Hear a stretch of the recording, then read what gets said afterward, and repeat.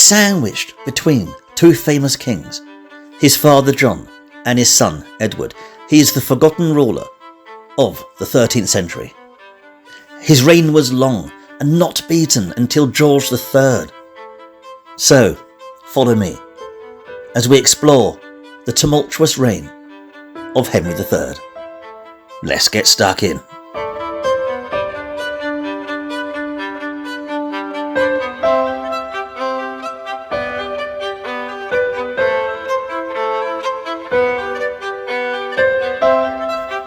It is the year 1227, and once again King Henry has gained his majority, this time uncontested. And Peter de Roche, once his guardian, has fallen from grace, heading off on crusade and reflecting on his actions. His machinations and ambitions no longer a problem for the kingdom.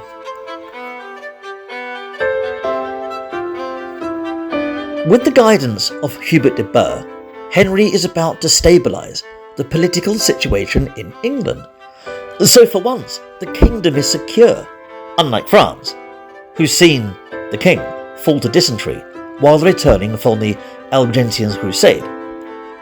The pre-teen Louis IX now sits on the throne, his mother Blanche of Castile acting as regent.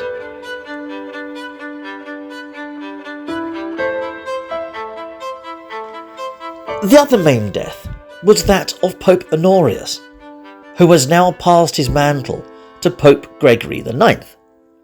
The new pope respects Henry's ruling, his majority, which was already declared back in the Papal Bull of 1223.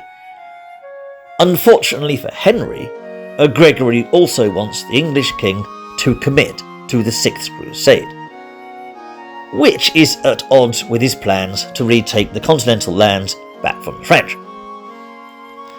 Every time Henry tries to take back his lands, something else crops up, frustrated every time. To make matters worse, the ambassadors from France had given him the news that once again his stepfather, Hugh de Lusignan, and his mother Isabella of France has allied with the French. Blanche of Castile has brought their loyalty. The French regent has used her sway to marry her daughter Isabella of France to the son of Angoulême and Lusignan. Who on earth could pass up such a prestige? Henry had nothing of the kind to offer. Thus, the Treaty of Vendôme is passed in the March of 1227. Henry is invading nowhere.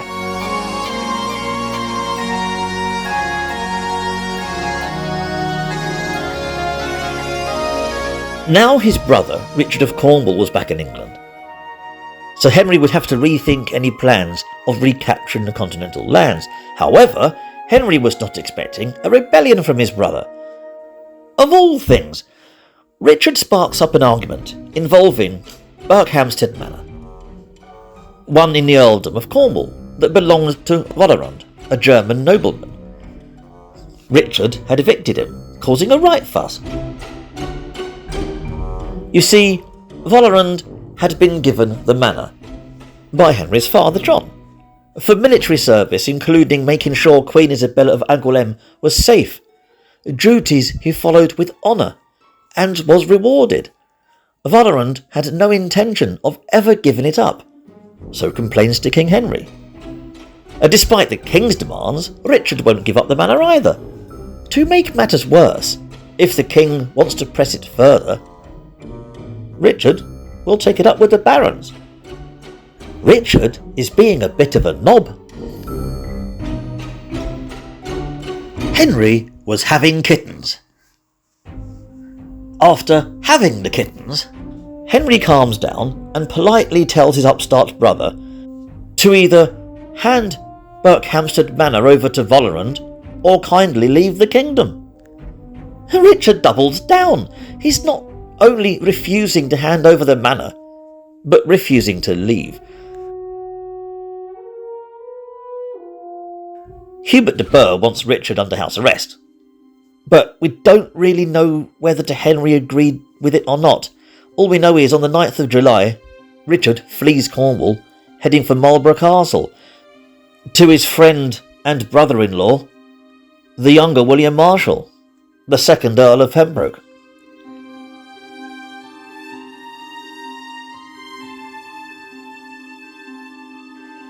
Now, Marshal and de Burgh were allies.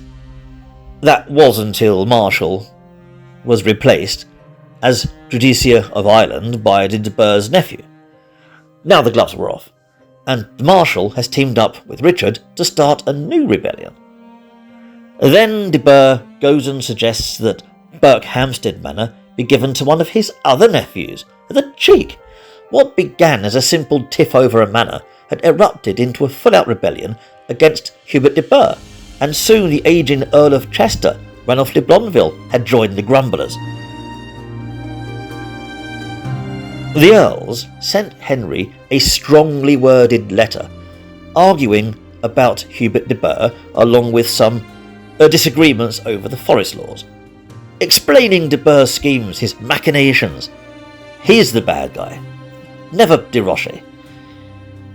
The king may have dealt with Peter, but the real snake in the grass was Hubert de Burgh. As for forest laws, these were archaic laws created by the Normans to give the king a monopoly over hunting game, as well as timber and mineral rights. Things needed to change. Thankfully, Henry is able to quieten the rebellion at a meeting in Northampton. Instead of bowing down to all the grumblers, Henry takes a leaf out the Book of Blanchecastil. He realises that all he needs to do is buy off the ringleader, his teenage upstart brother. Henry says Richard can't keep the manor, but bribes him with his mother's dowry lands and some domains nicked back from the French. Satisfied? Richard promptly abandons the rebellion and heads for home. The rebellion collapsed, as did the talks. Bugger was, they wanted to talk about the forest laws, but with Richard gone, according to Wendover, they all went home. Hubert de Burgh had wriggled out again. With the barons, Henry probably felt he couldn't win. He was having no luck finding a wife either. Every marriage proposal was falling through, though most had a political agenda anyway. No doubt orchestrated by Hubert de Burgh. These included princesses as far as Austria and Bohemia, and all accounted to nothing.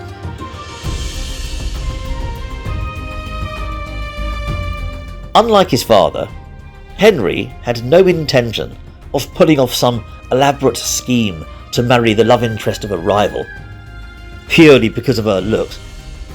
Henry wanted this to be genuine.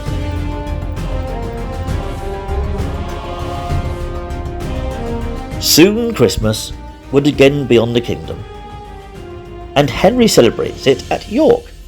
Good choice if you ask me, although this would be a visit he wouldn't forget. While in York, Henry would stay at York Castle. He liked York Castle, these days called Clifford's Tower. In this period, the castle was a wooden affair, and very much in need of repair. It had been erected by William the Conqueror centuries ago, prior to his harrying of the north. There by now had already been a sizable bailey built south of the castle, just across the moat, easily enough for Henry and his court to celebrate the Christmas plans. Nature had other ideas, and at some time during his stay, a terrible storm racked York, laying waste to the old timber castle, forcing the king to spend the time in the newer, more sturdy manor of Bailey.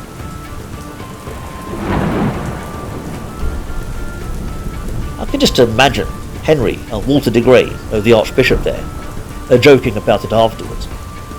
Toppled after all these years and many enemies by God's own hand.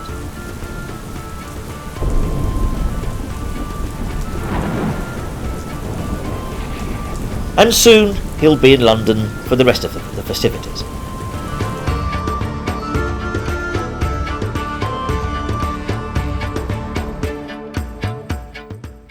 1228 saw Henry issuing various titles and positions back to the current holders, like Hugh de Burgh as Justiciar or Ralph Neville as Chancellor. De Burgh is collecting quite the domain: Dover, Rochester, Canterbury, Montgomery and Wales, and his nephews are also gaining good positions of power. There is also an argument between King Henry and the elderly Bishop of Canterbury, Stephen Langton. Despite being almost 80 and mostly retired from the political arena, Langton doesn't like Henry's attitude to the church offering sanctuary to criminals. Langton argued it's a holy right. Henry disagrees. Langton bribes the king with £2,000, but Henry hands it right back. It's a bit of a pickle. But Henry does make amends with Stephen's brother Simon, who is made Archdeacon of Canterbury. Stephen Langton is pretty extreme in his old age, and presses his persecution of Jews as well as mistresses of clergymen. These concubines are not allowed to be buried on holy ground, nor their children baptized, not unless they stopped and repented their sins. If the concubine should already be married while committing fornication with a priest, the punishment of adultery would be twofold, and the sinning priest would face suspension. Though Henry would rather it done in a criminal court rather than a church court. These arguments go back and forth.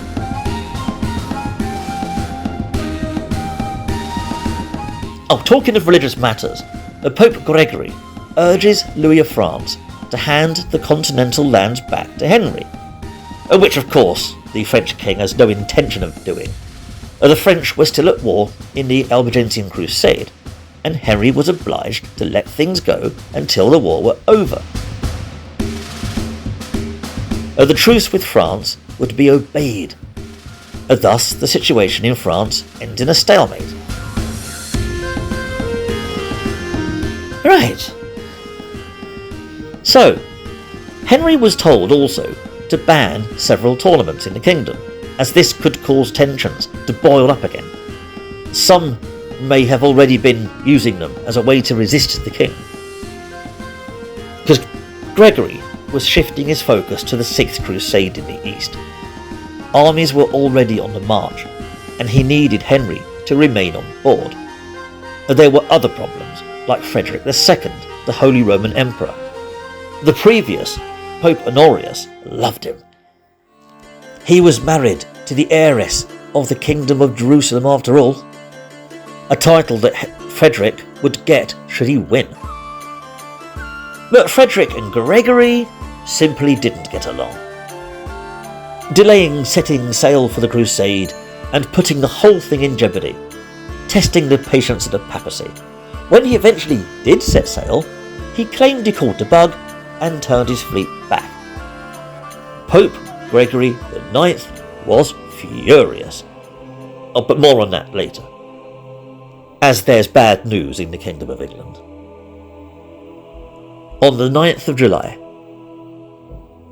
the elderly Archbishop of Canterbury, Stephen Langton, falls ill, passing away at Slindon, Sussex. That's Slindon, not Swindon, this is Sussex. The venerable clergyman was almost 80 years old. He was interred at Canterbury Cathedral, where his tomb remains to this day. These days, the legacy of Stephen Langton is felt every day by every Christian of both Catholic and Protestant around the world, as it was Langton who divided the Bible into the chapters we still use today. Henry and Hubert de Burgh had lost a powerful ally. Once again, there were echoes of the past, as the subject of Langton's replacement needed to be addressed. The next month, Walter of Eynsham was elected as Archbishop, but Henry strongly opposed it, He was the one who aided in bringing the papal interdict against King John, his father, all those years ago. Henry could not forgive him for this. What's more, Walter's own father had been hanged for being a thief. Walter had even violated a nun on many occasions, having children by her. Plus, he was simply useless. Henry detested him, though there's little he could do. It was a clerical matter, but also, therefore, a papal matter. So Walter of Evesham ignored the king and set off to Rome to get papal support. In response, the king sends Alexander Stavensby, the Bishop of Coventry, to counter the argument, and this will drag on for several months. Right. As for Hubert, unfortunately, when de Burgh tries to claim the forest in Montgomery, he discovered it's the home to Welsh bandits, who promptly attack. So Hubert has the castle there fortified. Soon, Llewellyn the Great has gotten involved, who besieges said castle. It's all kicking off again in Wales.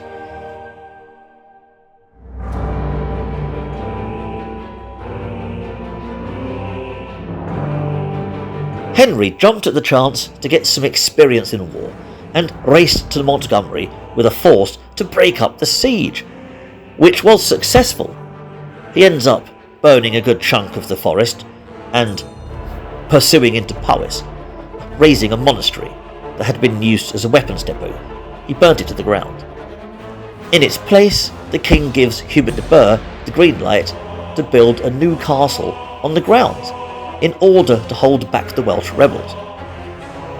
Oh, but if Henry had come here to use Wales as a sort of training ground for the war against the French, then the Welsh were more than willing to rise up to the challenge, and they were not about to make this easy. This was a campaign that was dubbed Hubert's Folly.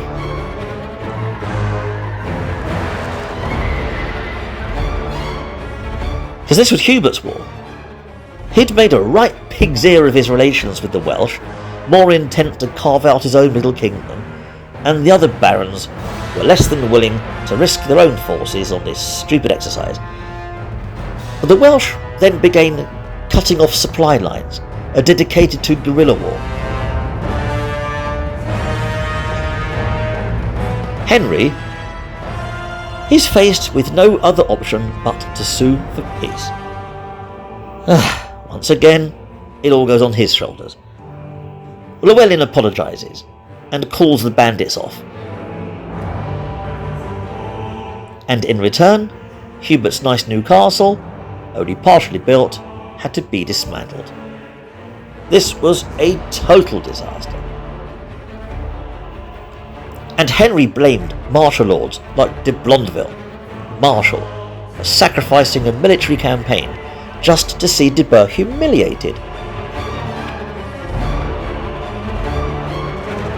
Henry couldn't see it, that de Burgh was highly controversial, manipulative, overly ambitious. He had alienated so much of the kingdom. For de Burgh, politically, the walls were closing in.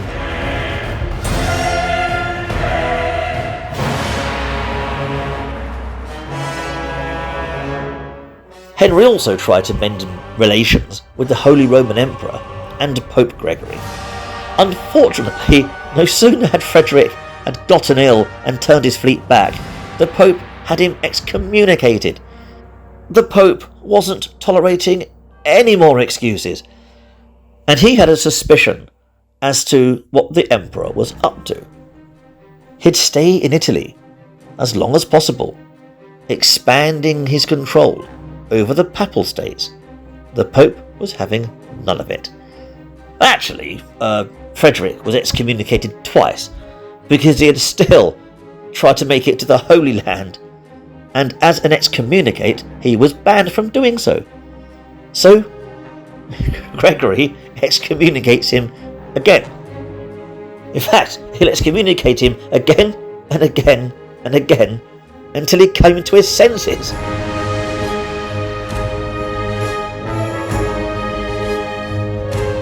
However, Gregory came to his senses first.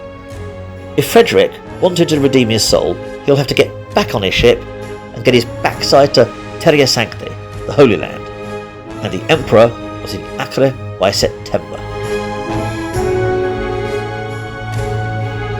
Oh, but there was one more thing that Henry wanted from the Pope, and it would be quite the favour. You see, King John had always wanted to be buried in Beaulieu Abbey, Hampshire.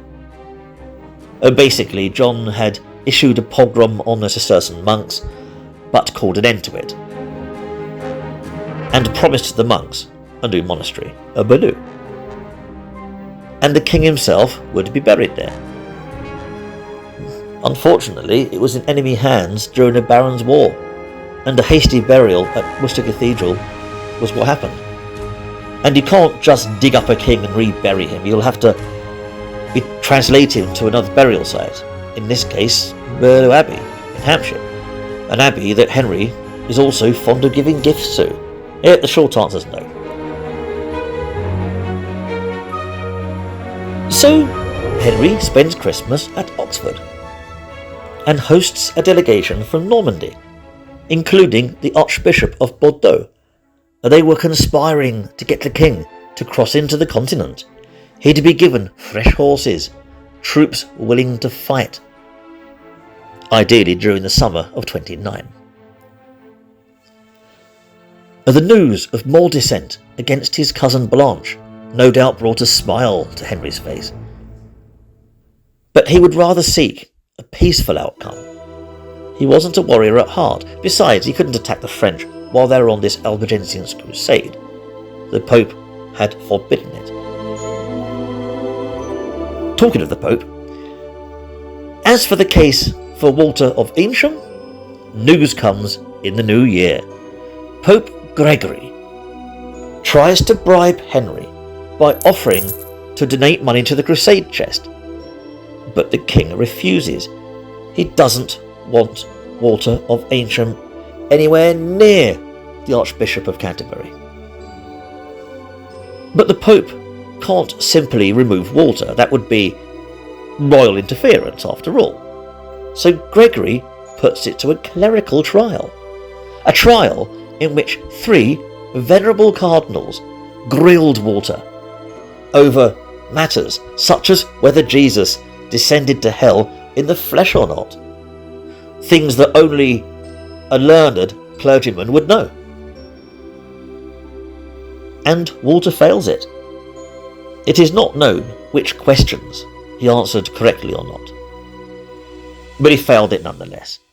So the Pope sided with Henry, and Walter was out.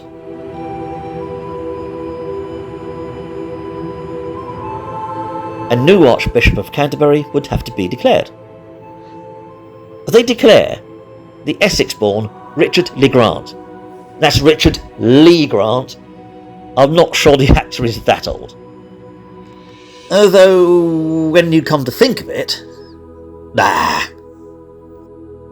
though the new Archbishop already has quite a few miles on the clock.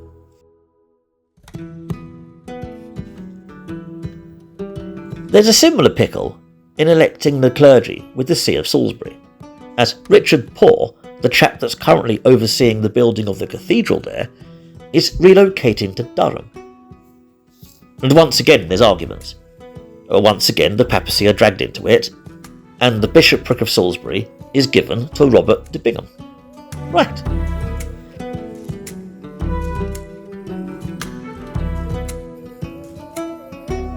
At some time in the year, a papal ambassador, known only as Stephen, arrives at the king's court, and the subject is crusade. He claims the Pope is demanding 1/10 of all income, no mitigating terms, as the crusade coffers can never be too full. He's even forcing the clergy to take out massive loans with high interest, just to inflate these coffers. People like Ranulph de Blondeville banned this Stephen and his cronies from entering Chester. Now, this tithe is more than controversial.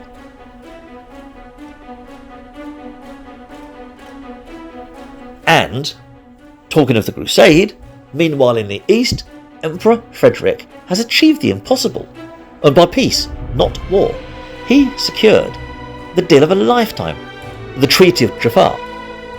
After talks with the King of Sicily and Sultan Achamil, he's won the kingdom of Jerusalem back from the Saracens. Finally, since Saladin captured it back in the days of King Henry II, it's back in Christian hands. It's a time to rejoice. Only Pope Gregory is far from happy. He wanted it taken by force, not by some treaty. Treaties can be broken, deals can be unstruck, and this was not a secure victory.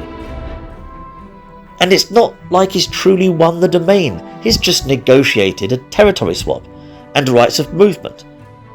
Frederick wears a hollow crown. As far as the Pope is concerned, it's a Muslim city in which the Christians have access to certain areas. The Pope vows to raise an army against Frederick when he returned back to Italy. But that's over there, and it's not relevant to Henry III. What is relevant is that Frederick sends a letter back to Henry. The two are friends. This whole escapade is explained by the Emperor, only Henry is confused, because that papal messenger, Stephen, has already arrived, giving Henry a highly biased story. Apparently, Frederick has also entered the Holy Sepulchre of Christ on the Feast of Annunciation, a bad thing. He's crowned himself in church despite being excommunicated, also a bad thing.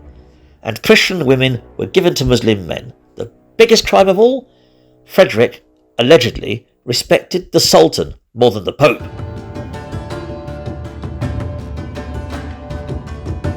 On one hand, Henry's received a glowing letter from a friend, boasting about a victory in the East, and on the other hand, a scowling report from the papacy. Henry's only young, around 20. He's already being dragged into the politics of older men. I say older men, I mean Gregory. Frederick's only about 13 years older than the king. But in April, there comes a bit of bad news, because Blanche of Castile has secured the Treaty of Meaux. The Albigensian Crusade is over. 20 years of war ended. The reason it's bad news, it means that France, via a marriage, will one day have Toulouse. Henry will have to settle with scraps and give up on any marriage plans that cross his cousin Blanche, unless he chooses an aggressive option, and the only thing barring him was a crusade, which Blanche has just ended. The Pope still did not want Henry warring with France, but legally there was nothing stopping the English king. There's nothing the Pope could do outside of threat. And in July, Peter of Dreux, Duke of Brittany, travels all the way from the continent to pay homage to King Henry. Like the Archbishop of Bordeaux, Peter is loyal to England, not France, as so are his subjects.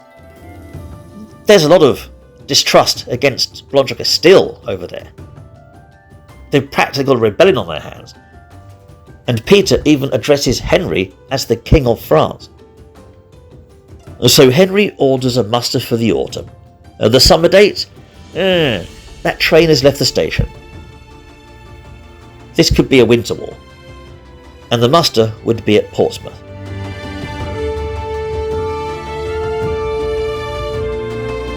But the king wants to make an impression.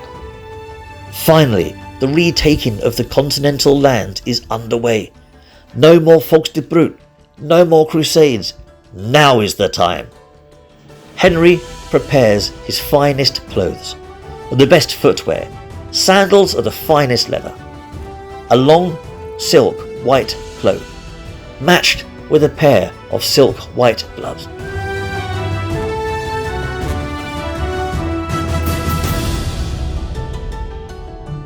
Thousands turned up. They came from all over the kingdoms. Also, Alexander II of Scotland sent a contingent, as did the Welsh princes, not to mention the Irish. This was a force to be awed. Then the news hit. A lack of foresight. There were not enough boats to carry the army. Not even half could cross. This was not Henry's error, but someone else's. And he knew who. His Plantagenet rage must have surfaced, because it is said he was in a fury. Unlike the Henry we've come to understand, he loses his cool. It is Roger of Wendover who tells us that the blindness lifts from Henry's eyes, and all the grumblers' complaints were true. It was Hubert all along. All the mischief, everything. Henry, according to Wendover, accuses de Burgh openly in front of all. He is to blame. Oh, it gets worse. The accusation of treason. Henry is convinced that de Burgh took a bribe from Blanche. He's in a rage. An ancestral rage that was paramount. This was no 9-year-old boy crying in front of the barons. This was a grown man in his early 20s. He'd been trained by Philippe d'Aubigny. He was the son of John. The blood of his father unleashed, Henry unsheaths his sword and charges de Burgh.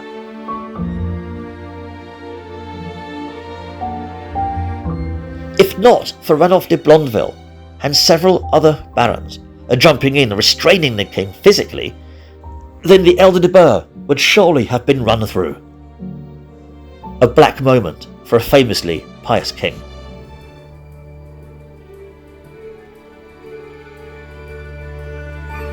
But Hubert de Burgh had made him look a fool, standing there dressed in white silk.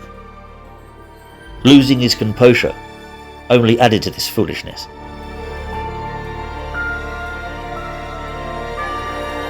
Composing himself, Henry postpones the invasion until the spring, and it would feel like an eternity.